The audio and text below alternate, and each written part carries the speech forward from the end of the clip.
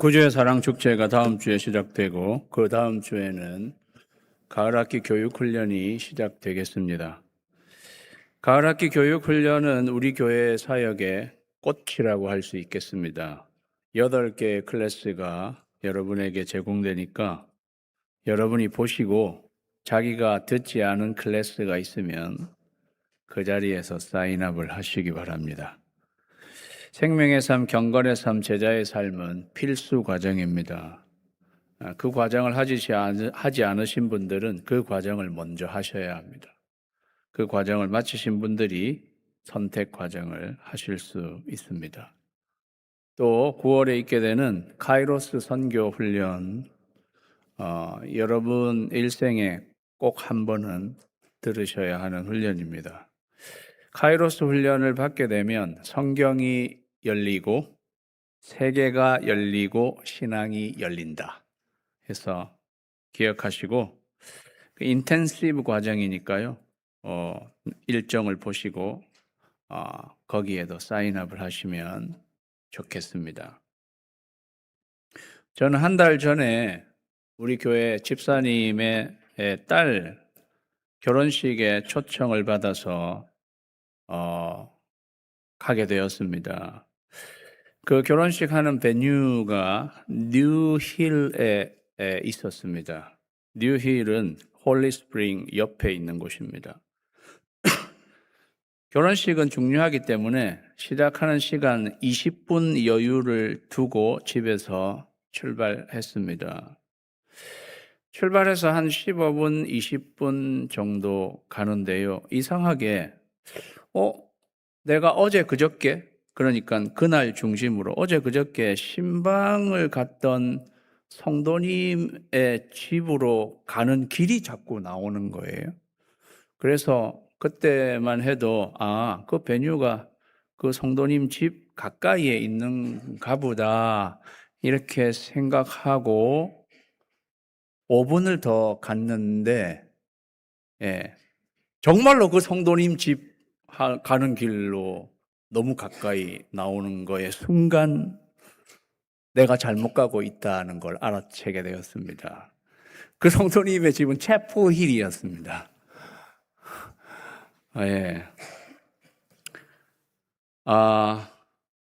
제가 떠나기 전에 그 베뉴가 있는 그거를 찍고 갔어야 되는데 그냥 약간 무심코 그 전전날에 신방 같은 성도님의 집을 그냥 찍은 것이었습니다. 그 한 25분 정도 가서야 내가 그거를 찍고 왔구나. 저희 집사람하고 같이 갔거든요. 만약 저희 집사람이 그렇게 했으면 저는 옆에서 저의 뚜껑과 차의 뚜껑까지 열리면서 난리를 쳤을 것입니다.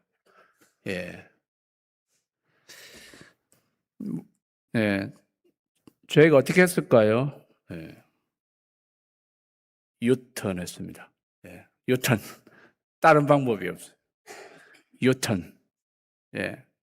그래서 거의 시속 90마일로 채플힐 가까이에서 뉴힐로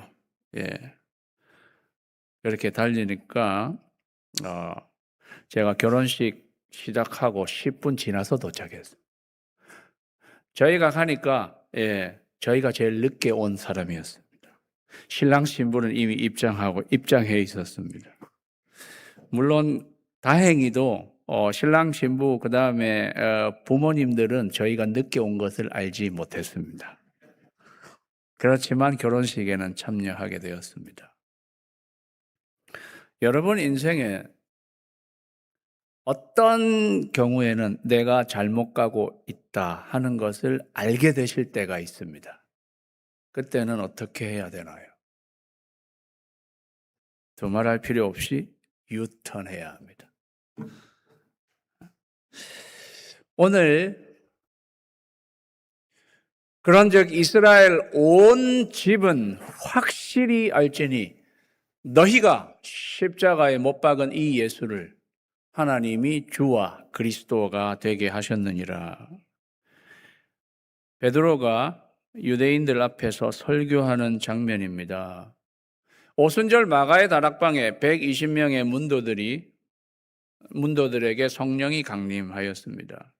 그들은 각 나라, 다른 나라의 언어로 하나님이 하시는 크신 일들을 말하게 되었습니다. 그런데 오순절이기 때문에 거기에는 많은 외국 사람들 포함해서 많은 유대인들이 거기에 잔뜩 모여 있었습니다. 그들은 그 사람들을 향해서 저 술 취한 사람들이라고 이렇게 이야기를 했는데 그들을 향해서 베드로는 설교를 하게 되었습니다. 그리고 이 36절이 설교의 마지막 부분입니다. 이스라엘 온 집은 확실히 알아라. 이스라엘 온 집은 유대인 전체를 말하는 것입니다. 너희 모든 사람들이 확실히 알아라. 너희가 십자가에 못 박은 이 예수라고 했습니다. 그분은 하나님이 다시 살리셔서 주와 그리스도가 되게 하셨다. 사실은 원래부터 예수님은 주요 그리스도이신데 십자가에 못 박혀 죽으신 그 예수님을 하나님이 다시 살리셔서 주라고 부를 때는요, 유대인들은 구약 성경에 여호와가 나오면 아도나이, 그래서 주라고 불렀습니다. 그리고 그리스도는 메시아를 말하는 거죠. 예. 여호와 하나님에 해당하는 하나님의 아들 예수, 그 주님, 그 그리스도, 너희가 기다리던 메시아, 그분을 너희들이 십자가에 못 박은 것이다. 그렇게 이야기를 한 것입니다. 이스라엘 온 집을 소환하고 있는 베드로의 모습을 보게 됩니다. 불과 40일, 50일 전만 해도, 이 시간 오순절이니까 오순절 전이라고 해야 되겠네. 2달 전만 해도 자기가 공범으로 지목을 받았던 사람이었습니다. 너도 예수님과 한패지? 아니야. 거기에 있는 유대인들이 너도 예수님과 한패지라고 공범으로 지목했던 베드로가 지금은 이스라엘 온 집 사람들을 향해서 진짜 공범은 너희다. 예수님을 십자가에 못 박은 자들은 너희들이라. 어떻게 이렇게 담대하게 이야기할 수 있었을까요? 그 사람들의 눈을 피해서 도망 다니기만 했던 베드로가 너희들이 예수님을 십자가에 못 박은 것이다. 그렇게 담대하게 성령의 충만함이 임하니까 거침없이 정말로 그들이 어떻게 했는지를 거침없이 그들에게 이야기하는 베드로의 모습을 보게 되죠. 너희들이 기다린 그 메시아를 너희들이 십자가에 못 박아 죽인 것이다. 그러한 말씀을 전했습니다. 그러자 그들이 이 말을 너희가 예수님을 십자가에 못 박아 죽인 것이다 라는 이 말을 듣고 마음에 찔림을 받았습니다. 마음에 깊이 찔림을 받았다는 거죠. 사랑하는 여러분, 마음에 찔림을 받는 이 마음은 어떤 마음일 것 같습니까? 어떤 마음이 찔림을 받을 수 있나요? 살 같은 부드러운 마음이어야 찔림을 받을 수가 있어요. 돌 같은 마음이면 찔림을 받겠어요? 돌 같은 마음이면 칼과 같은 하나님의 말씀이라도 튕겨나가겠죠. 부드러운 살 같은 마음을 가지게 되니까 마음에 찔림을 받게 되는 것입니다. 하나님이 에스겔 선지자를 통해서 이렇게 말씀하셨잖아요. 저희가 주일 설교 때도 저희가 살펴보았습니다. 또 새 영을 너희 속에 두고 새 마음을 너희에게 주되 너희 육신에서 굳은 마음을 제거하고 부드러운 마음을 줄 것이다고 하나님이 약속하셨습니다. 굳은 마음을 제거하고 부드러운 마음, 여기서 부드러운 마음은 히브리 원문에는 살 같은 마음이에요. Heart like the flesh. 살은 부드럽잖아요. 그 부드러운 마음도 누가 주겠다고 하신 것입니까? 하나님이. 하나님이 부드러운 마음을 주시겠다고 약속하신 거예요. 사랑하는 여러분, 그들이 듣고 마음에 찔림을 받는 이 마음, 사실은 하나님의 약속이 성취되는 순간입니다. 하나님이 그들에게 부드러운 마음을 주시니까 그들의 마음이 찔림을 받게 된 것입니다. 성령님은 어디에 임하시냐면요. 다 같이 읽습니다. 시작. 초대교회 성도들의 시작이었어요. 초대교회 창립 멤버들이잖아요. 이 사람들이 나중에 보면 알겠지만 3,000명의 이 사람들이 초대 예루살렘 교회의 창립 멤버가 되는 것입니다. 그들의 파운데이션은 찔리는 마음이에요. 그 마음을 주시자 하나님의 말씀을 듣고 찔리게 된 거라는 거예요. 성령님은 부드러운 마음에 임하십니다. 사랑하는 여러분, 하나님이 부드러운 마음을 여러분에게 주시기를 주님의 이름으로 축원합니다. 그러면 하나님 말씀을 들을 때 어떨 때 찔림이 오는 거죠. 그들은 마음에 찔려서 우리가 어찌할꼬 베드로와 다른 사도들에게 그들이 질문했습니다. 우리는 그럼 어찌해야 됩니까? 우리는 어찌해야 됩니까? 우리는 살인자가 되었습니다. 우리가 그렇게 기다린 메시아를 우리가 십자가에 못 박는 엄청난 살인죄를 저지른 장본인이 되었습니다. 우리는 어떻게 해야 합니까? 3,000명에 해당하는 사람이요. 사도와 베드로와 다른 사도들에게 붙잡고 3,000명이나 되는 사람들을 12명의 사도니까 나누기 12를 하면요. 250명이 나오거든요. 250명이 사도 한 사람씩한테 달라붙어서 살인자와 같은 저희들, 그러면 어떻게 해야 합니까? 우리가 어찌할꼬? 그런 마음이 어떤 마음인 거예요? 여호와는 마음이 상한 자를 가까이, 중심으로 통회하는 자를 구원하시는 하나님이세요.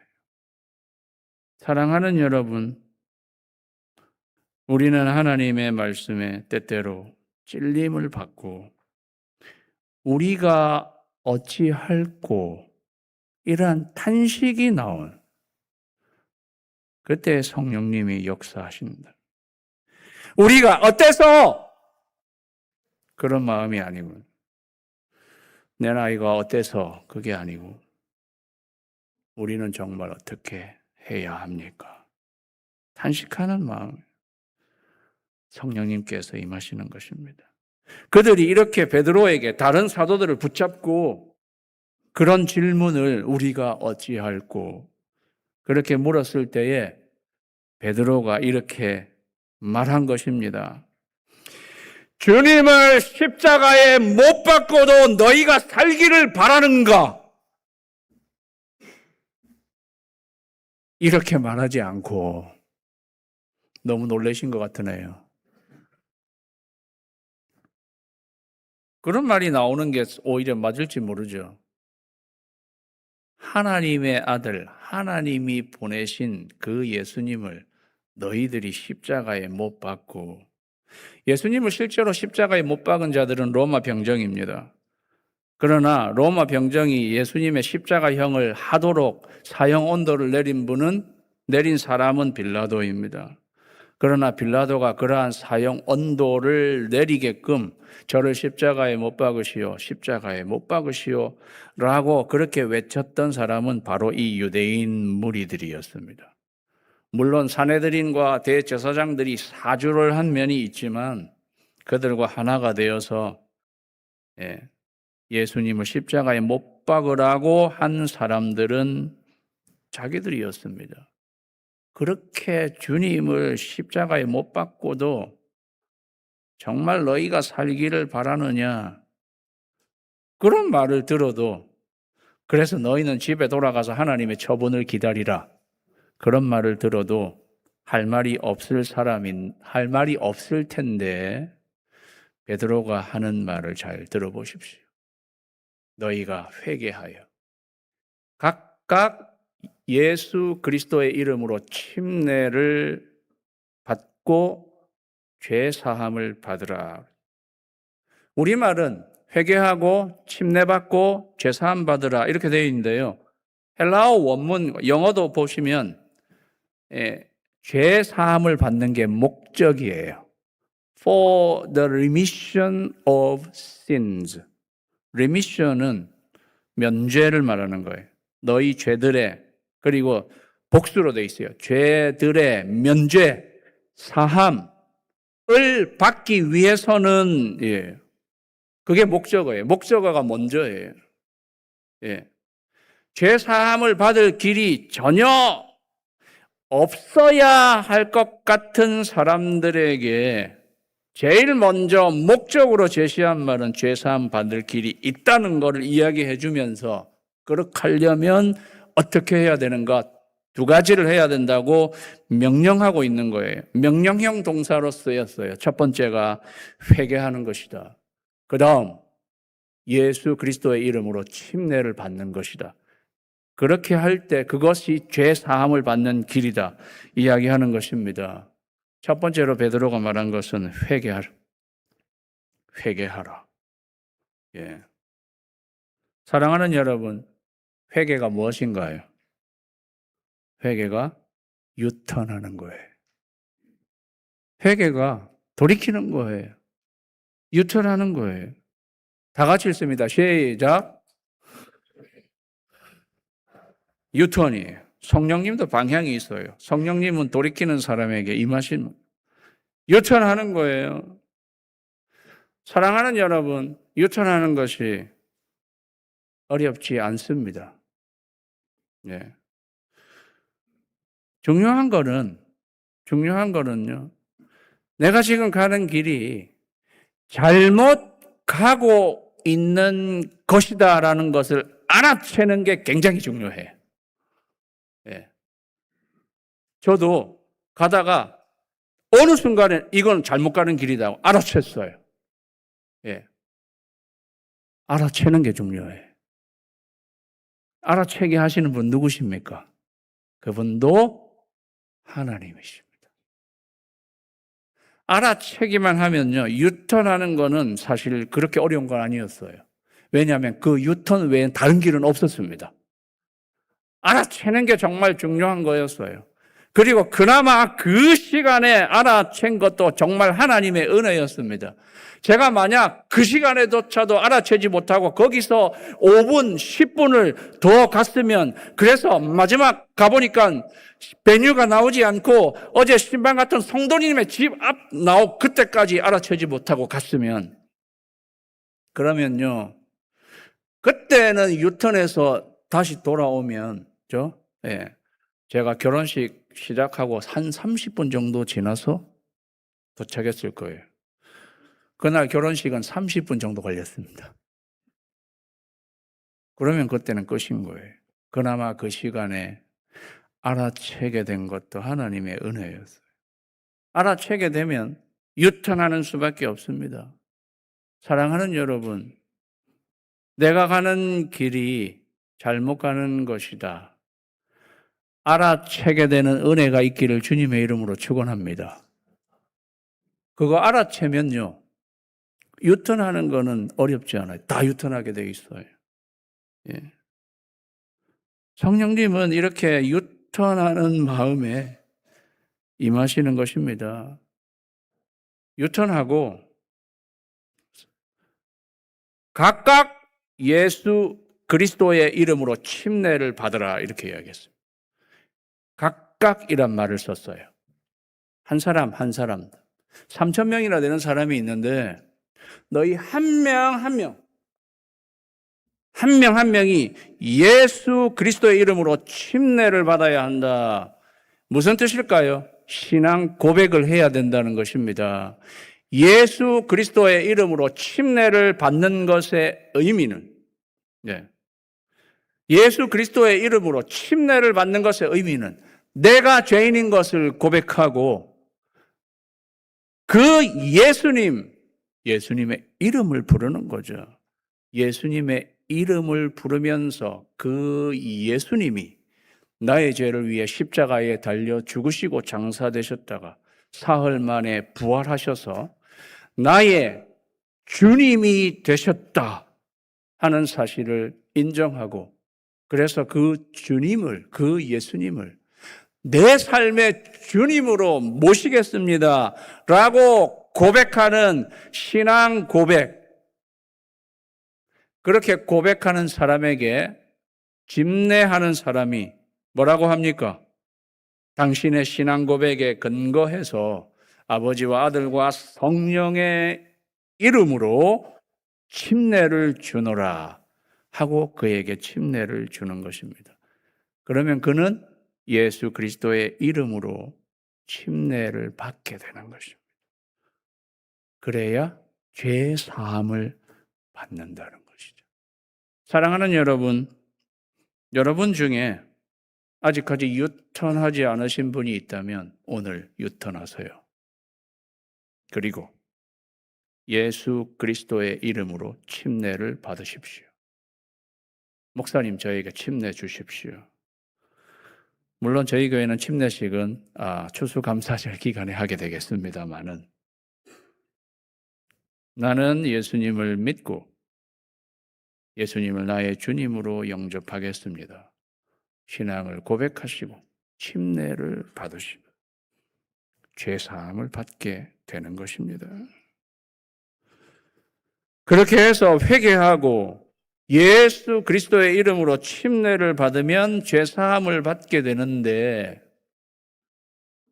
거기서 끝나지 않고 그리하면 또 그렇게 하면 성령의 선물을 받으리니 그랬어요.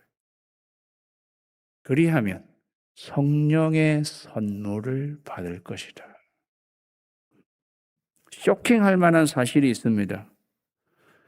살인자들에게 선물이 웬 말이뇨? 그렇게 생각 안 하세요? 여러분은 마음이 참으로 하늘과 같이 살인자들이잖아요. 네. 이 사람들이 무슨 죗값을 치른 것도 아니에요. 무슨 형을 치른 것도 아니에요, 지금. 자기들이 주님을 십자가에 못 박았다는 사실을 지금 깨닫게 된 것입니다.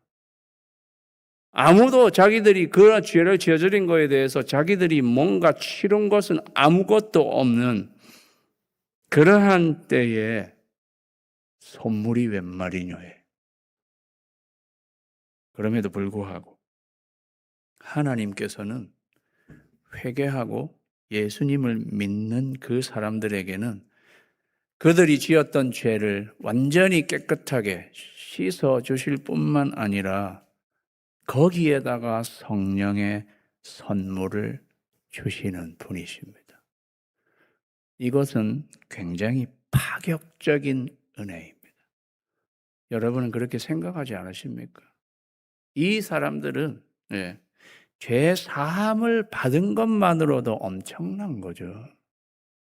그런데 이 사람들에게 하나님은 성령의 선물을 주시는 분이십니다. 우리는 여기서 뭐를 알 수 있냐 그러면 하나님이 과연 기뻐하시는, 하나님이 귀하게 여기시는 마음은 무엇인가를 알 수 있습니다. 하나님은요, 자기가 가던 길에서 돌이켜서 자기의 죄를 인정하고 예수님을 주님으로 모시고 믿는 그 마음을 너무도 귀하게 보신다는 거예요. 그래서 이 선물을 주고 싶으신 거예요. 그게 하나님의 마음입니다. 성령의 선물을 받으리니, 성령의 선물은 그럼 무엇입니까? 여기는요, 성령의 선물을 받으리니인데 성령을 선물로 받으리니라는 말과 똑같습니다. 성령님 그 자체가 성령의 선물입니다. 그래서 성령님은 선물로 우리에게 임하시는 분이십니다. 다 같이 읽겠습니다. 시작. 성령님은 선물이세요. 파격적인 하나님의 은혜입니다. 예. 성령님은 보혜사 성령님이세요. 예. 그래서 그 성령님은 보혜사, 우리를 보호하시는 성령님, 우리에게 은혜를 주시는 성령님, 우리를 가르치시는 성령님. 예. 그냥 죄 사함만 받은 것으로 끝내지 아니하고 그 성령님을 우리에게 선물로 보내주셔서 우리를 지켜주시고 우리를 도와주시고 우리를 가르쳐 주시는 성령님, 하나님이 마지막으로 우리에게 보내주신 최고의 선물. 그분은 사실 예수님인데 예수님 말고 성령님은 또 다른 보혜사, 최고의 선물인 거죠. 이 최고의 선물을 여러분도 받으시게 되기를 주님의 이름으로 축원합니다. 이 약속은요, 예, 사실은 하나님이 약속하신 것. 우리 올해 주제 구절이에요. 그 후에 내가 내 영을 만민에게 부어주리니. 지금 처음 시작으로 3,000명에게 이제 부어주시는, 120명에게 부어줬어요. 바로 그날에 3,000명에게 이제 부어주시는 거예요. 너희 자녀들이 장래일을 말하고 늙은이가 꿈을 꾸며 젊은이는 이상을 보게 될 것이다. 요엘이, 예수님 이때 당시에 약 700년, 800년 전에 요엘 선지자를 통해서 그 언젠가는 성령님을 너희에게 보내주실 것이다 약속하셨는데 그 약속이 이루어지는 현장, 이때 매우 드라마틱한 현장이 되는 거죠. 이 약속은 너희 자녀와 모든 먼데 사람 곧 주 우리 하나님이 얼마든지 부르시는 자들에게 하신 것이다. 이 약속은 성령님을 선물로 주시겠다는 약속이, 그래서 이 약속이 지금 이루어지고 있는 현장이 그들은 성령님을 선물로 받게 되는 그러한 현장입니다. 그런데 이 약속이 누구한테 이루어지는가?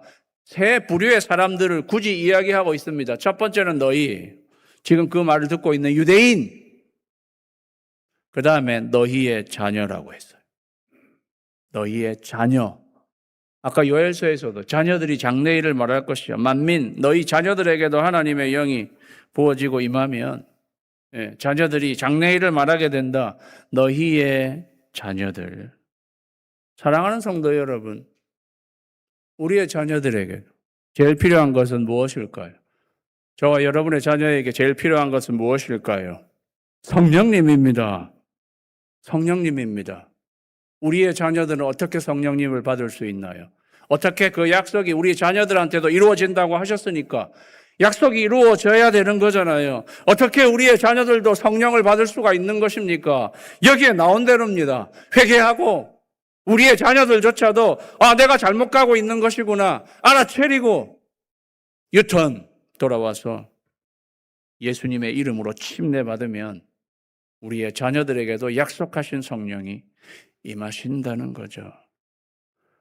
그 하나님의 약속, 이 하나님의 약속이 우리의 자녀들에게도 이루어지게 되기를 주님의 이름으로 축원합니다. 저의 간절한 꿈은 그것뿐이에요. 저와 우리의 자녀들이 약속하신 성령님을 선물로 받게 되는 것입니다. 그리고 모든 먼데 사람이라고 그랬어요. 이방인들을 말하는 거예요.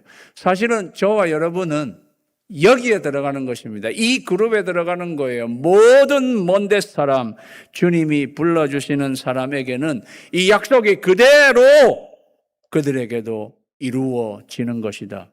이 약속이 우리에게도 2000년이 지난 오늘 우리에게도 이 약속이 이루어지는 것이고 우리의 자녀들에게도 이 약속이 이루어지는 것입니다. 사랑하는 성도 여러분, 그래서 이날 이 말을 받은 사람들이 침례받았습니다. 이 안에 뭐가 담겨 있는 거예요? 이 말을 받은 사람들이 회개했습니다. 주 예수 그리스도의 이름으로 침례를 받았습니다. 그들이 어떻게 되었겠어요? 그 다음은 그들은 약속하신 성령을 선물로 받았습니다. 생략돼서 그렇지 그렇게 된 거 아닐까요? 그러한 사람들이 3,000명이 되었습니다. 3이라는 숫자는 하나님의 숫자잖아요. 3,000은 3 곱하기 10의 3승이죠. 하나님의 역사가 시작된 것입니다. 사랑하는 성도 여러분, 이때 이렇게 시작한 하나님의 역사, 2000년이 지난 오늘 노스캐롤라이나의 랄리, 우리 교회에서도 이 하나님의 역사가 계속 일어나게 되기를 주님의 이름으로 축원합니다. 기도하겠습니다.